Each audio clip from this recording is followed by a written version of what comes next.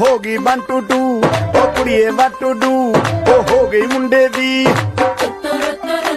ਪਤੰਗਾਂ ਵਰਗੀ ਤੂੰ ਐਵੇਂ ਉੱਡਦੀ ਓ ਹੋ ਗਈ ਮੁੰਡੇ ਦੀ ਹਿੱਲਾਂ ਤੇ ਚੱਲਦੀ ਟੁਕ ਟੁਕ ਤੂੰ ਕਰਦੀ ਮੇਕਅਪ ਤੂੰ ਕਰਦੀ ਆ